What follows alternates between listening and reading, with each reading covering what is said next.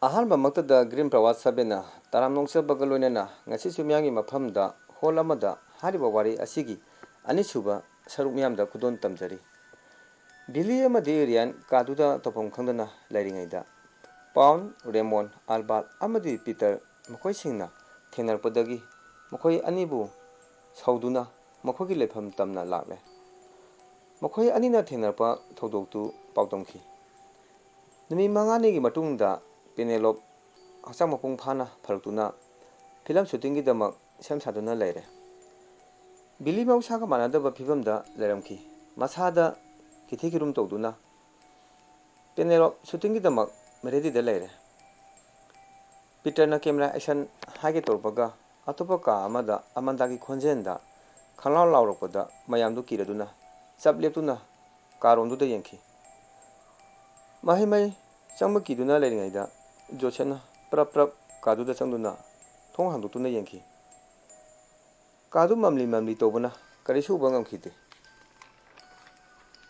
ꯖꯣꯁꯦꯐꯅ ꯃꯨꯟꯅ ꯌꯦꯡꯕꯗ ꯑꯃꯟꯗꯥꯒꯤ ꯁꯛꯇꯝꯗ ꯀꯥꯗꯨꯗ ꯂꯦꯞꯄꯗꯨ ꯎꯔꯛꯈꯤ꯫ ꯖꯣꯁꯦꯐ ꯀꯤꯔꯗꯨꯅ ꯃꯌꯥꯝ ꯂꯩꯔꯤꯕ ꯃꯐꯝꯗꯨꯗ ꯆꯦꯜꯂꯛꯈꯤ꯫ ꯑꯗꯨꯒ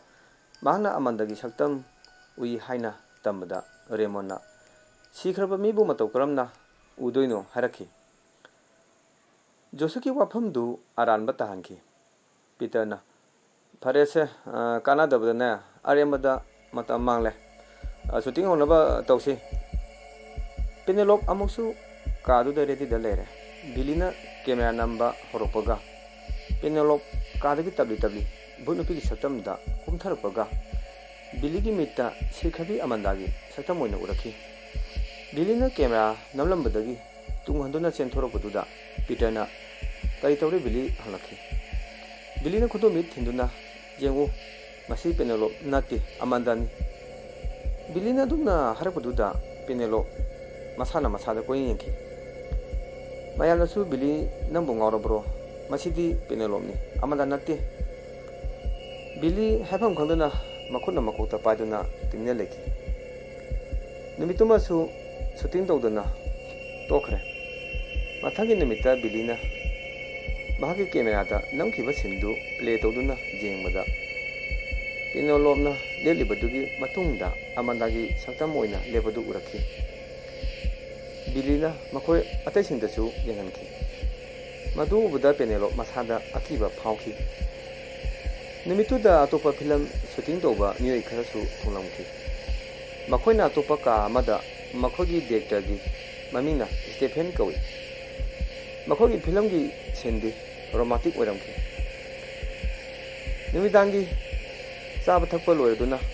ꯃꯥꯒꯤ ꯇꯨꯝꯐꯝ ꯀꯥꯗ ꯆꯪꯅꯗꯨꯅ ꯇꯨꯝꯅꯕꯒꯤ ꯁꯦꯝ ꯁꯥꯅꯈ꯭ꯔꯦ꯫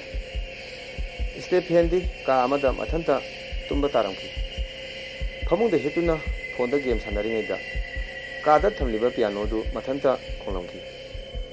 ꯍꯤꯞꯂꯝꯕꯗꯒꯤ ꯐꯨꯛ ꯍꯧꯒꯠꯇꯨꯅ ꯃꯨꯟꯅ ꯌꯦꯡꯗꯨꯅ ꯂꯩꯈꯤ꯫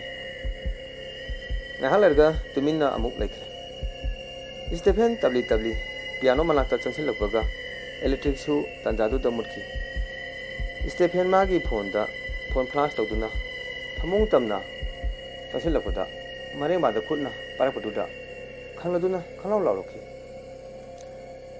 ꯊꯪꯅꯕ ꯀꯥꯗ ꯂꯩꯔꯤꯕ ꯃꯈꯣꯏꯒꯤ ꯃꯤꯑꯣꯏꯁꯤꯡꯗꯨꯅ ꯀꯔꯤ ꯇꯧꯔꯒꯦ ꯍꯥꯏꯅ ꯆꯦꯟꯁꯤꯜꯂꯛꯈꯤ꯫ ꯁ꯭ꯇꯦꯐꯦꯟ ꯀꯤꯕꯅ ꯋꯥ ꯉꯥꯡꯕ ꯉꯝꯈꯤꯗꯦ꯫ ꯃꯃꯤ ꯁꯥꯃꯤ ꯑꯣꯏꯅ ꯄꯤꯌꯥꯅꯣꯒꯤ ꯃꯅꯥꯛꯇ ꯃꯤ ꯑꯃ ꯂꯦꯞꯄꯗꯨ ꯃꯈꯣꯏꯅ ꯎꯔꯛꯈꯤ꯫ ꯃꯣꯕꯥꯏꯜꯒꯤ ꯐ꯭ꯂꯥꯁꯇꯨꯒꯤ ꯃꯉꯥꯜꯗꯨꯅ ꯌꯦꯡꯕꯗ ꯃꯃꯥꯏꯗꯨ ꯑꯀꯤꯕꯒꯤ ꯁꯛꯇꯝ ꯑꯣꯏꯕꯤ ꯅꯨꯄꯤꯗꯨ ꯑꯣꯏꯔꯝꯕꯗꯒꯤ ꯀꯤꯗꯨꯅ ꯃꯈꯣꯏ ꯂꯣꯏꯅꯃꯛ ꯀꯥꯗꯨ ꯊꯥꯗꯣꯛꯇꯨꯅ ꯆꯦꯟꯅꯔꯛꯈꯤ꯫ ꯑꯁꯨꯝꯅ ꯁ꯭ꯇꯦꯐꯦꯟꯒꯤ ꯀꯥꯡꯕꯨꯁꯤꯡꯅ ꯂꯥꯎ ꯈꯣꯡꯗꯨꯅ ꯆꯦꯟꯕꯒꯤ ꯈꯣꯟꯖꯦꯜꯗꯨ ꯕꯤꯂꯤꯒꯤ ꯀꯥꯡꯕꯨꯁꯤꯡꯅ ꯇꯥꯈꯤ꯫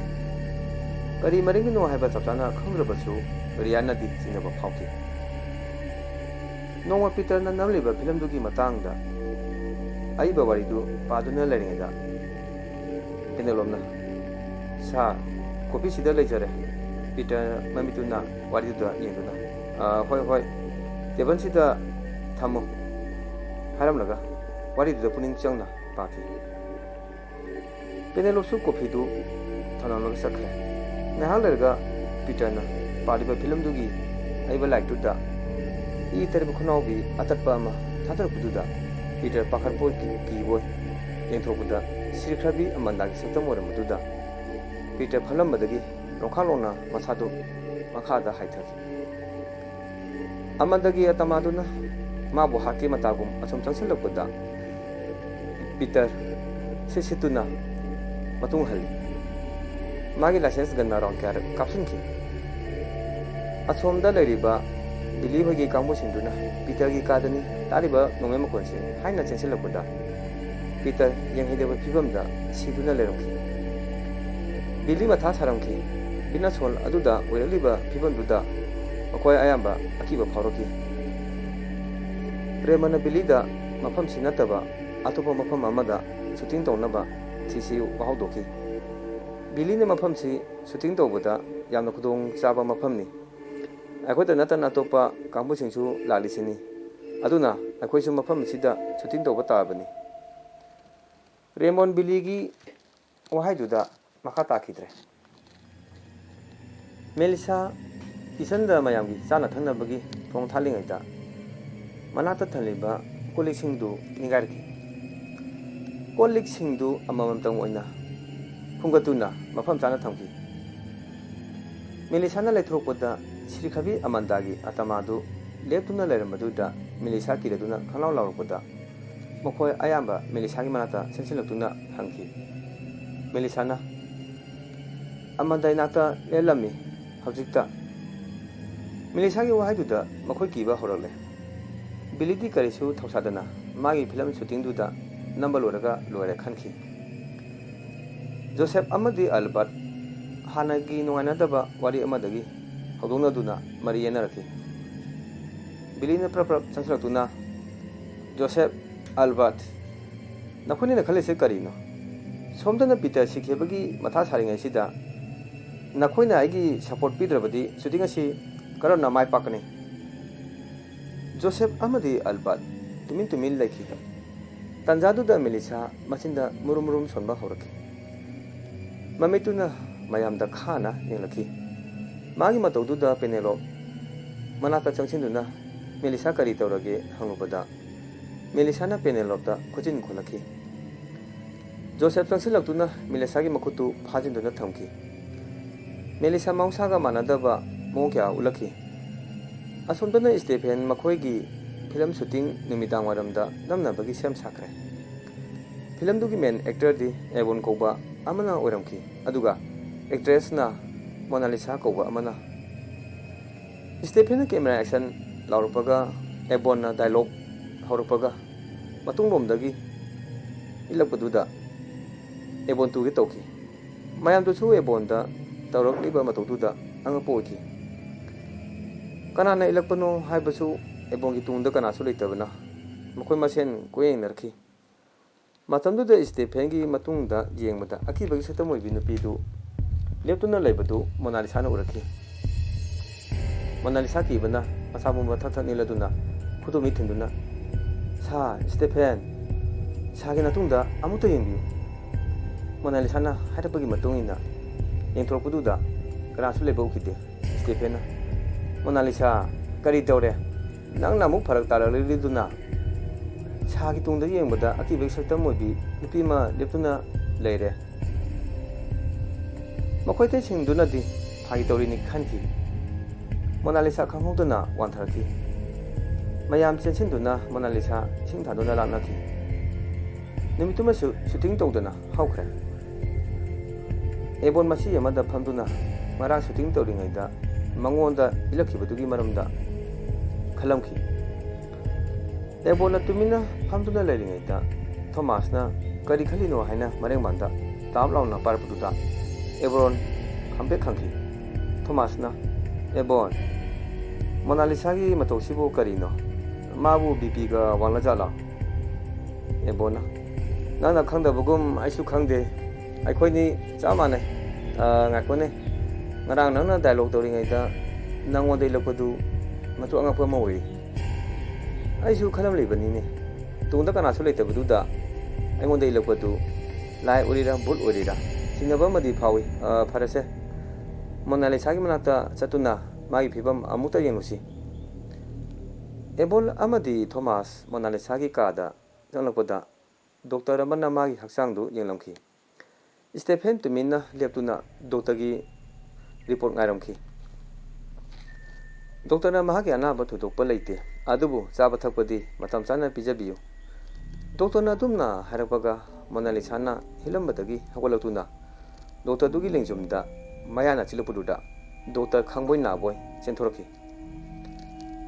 मोनालिसा की माइथोंदु अकीबगी सतम ओलपुदुदा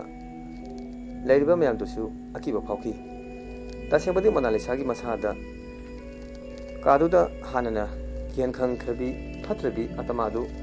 चंखिबदगी ओरमखी स्टेफेनसु बिलीगुना मथा सारामी शूटिंग सिबु मखाताना नमंगमखिद्रा हाइना अथुना नाकल अनिमक आयर अपल लेदुना मखोगी थबकतुदा खुमांग चौसिनबा ngमखिते जासंबगी मतमनी एबोन महाकी अइबा डायलॉगतु पादुना लेरिङैदा कादुदा लेरिबा टोइलेटदा इसै सन्ना सन्ना इरुजबेगी निपिगी खोजेंदा तारखी मतंदुददी हारिबा कादुदा लेरिबसी एबोन मथंतनी अतै मियुसिंदुदी अतोपा मफम अमदा शूटिंग तौबा चखिरा एबोन मसादा चिंगनबदी फाउखी पारंबा डायलॉगतु तोथोक्तुना टॉयलेट तमना लाक्तुना थोंदु तमना हंदुतुना येनुबदा कनासु लेरमखिदे अदुदगी कीबा हेंजिलगले टॉयलेटुदगी खोंकाप खरा थांगलपगा अमुक्सु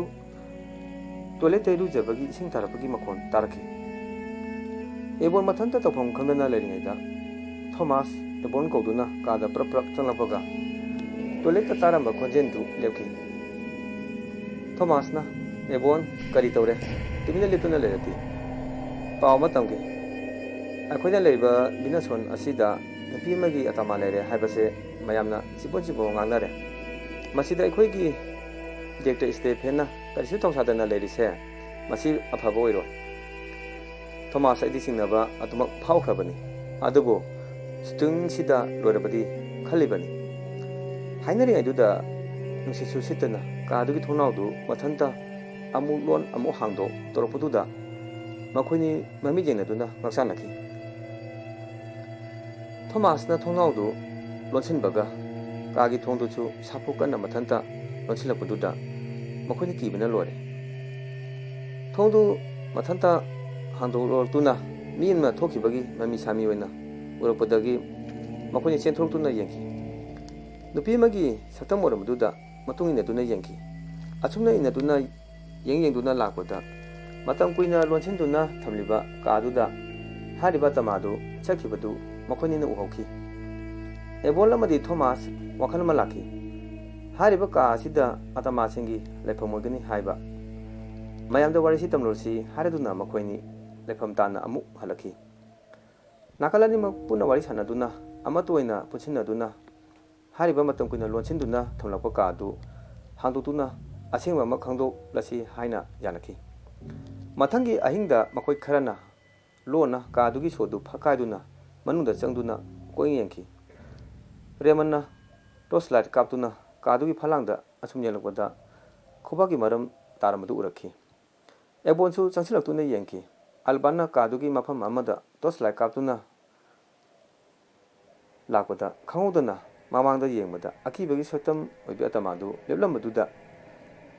खंगलदुना खंलाव लावरखी मखोय अतैदुसु खंपे खंखी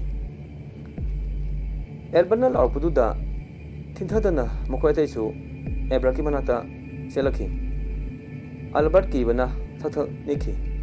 एल्बाना लेबा मफमदुगी लेमाइदु सोसो लाउना कारि कारि लेरमदु उरखी मखोयना पुरपा खुलाइसिंगदुना तौतुक्तुना येंगुबदा सरु सायांग अमा लेरमखी खुदक्ता मै थादोखी मखोय मखोयगी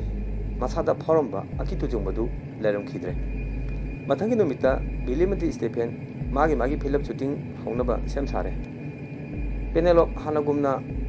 बुनुपी अमगी सक्तमदा कैमरा एक्शन लाउरपदा नायरमखी असुमना शूटिंग दु माइ पाकना पांथोपा ngमखी मतंग असिदा वारेसी लोजरे पुनमपु अमुकसु खुरुमजरी चैनल असिबो सब्सक्राइब तौबियो।